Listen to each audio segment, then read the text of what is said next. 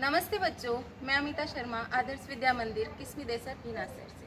आज हम कक्षा द्वितीय का पर्यावरण का दूसरा अध्याय पढ़ेंगे, सजीव और निर्जीव। आज मैं आपको सजीव और निर्जीव के बारे में विस्तृत जानकारी दूंगी। सजीव क्या होते हैं, निर्जीव क्या होते हैं। तो सजीव वस्तुएं वे होती है जो श्वास लेती है और निर्जीव जो किसी प्रकार की क्रिया नहीं करती है। जैसे ये जानवर है, ये सभी क्या है, श्वास लेते हैं। पौधे हैं, पेड़ हैं, मनुष्य है, वह सब क्या करते हैं, श्वास लेते हैं।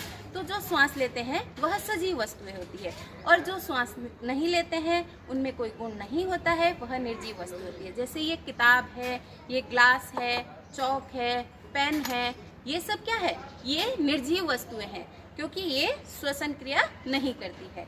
और जो श्वास लेते हैं उनमें सजीव जो वस्तुएं होती है, जैसे मनुष्य है, जीव जंतु है, पेड़ पौधे हैं, ये श्वास लेने की क्रिया करते हैं। यह इनके गुण अलग होते हैं, इसलिए यह सजीव होते हैं। लेकिन इनकी श्वास लेने की क्रिया भी सभी की अलग अलग होती है। जैसे ये एक पौधा है, पौधे के अंदर छोटे छोटे छिद्र होते हैं, उन छिद्रों के माध्यम से यह श्वास लेने की क्रिया करते हैं। मनुष्य और जो जानवर होते हैं वह क्या होते हैं, अपने फेफड़ों के माध्यम से श्वास लेते हैं। तो फेफड़े जो होते हैं, मनुष्य के शरीर के अंग का नाम है फेफड़े, और उनके द्वारा श्वसन क्रिया करते हैं।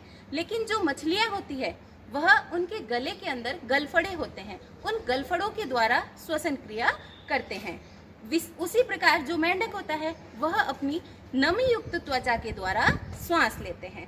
तो सभी के श्वास लेने की क्रियाएं अलग अलग होती है, लेकिन जबकि श्वास लेते हैं और श्वसन करते हैं तो वह सजीव होते हैं।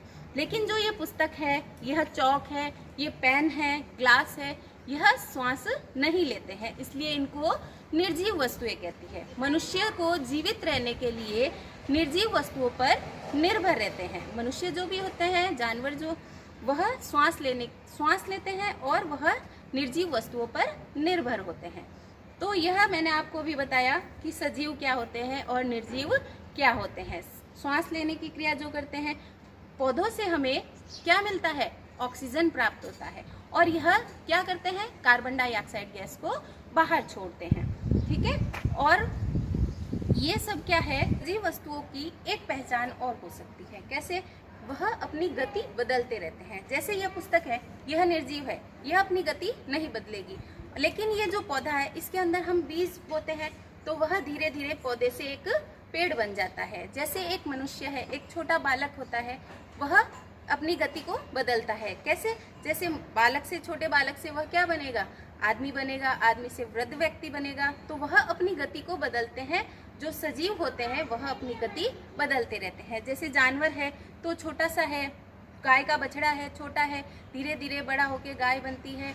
तो आज का गृह कार्य आपको क्या करना है बच्चों, आपको सजीव और निर्जीव वस्तुएं, 10 सजीव वस्तुओं के नाम लिखने हैं, 10 निर्जीव वस्तुओं के नाम लिख के कॉपी के अंदर एक चार्ट बना के हमें व्हाट्सएप पर भेजना है। धन्यवाद।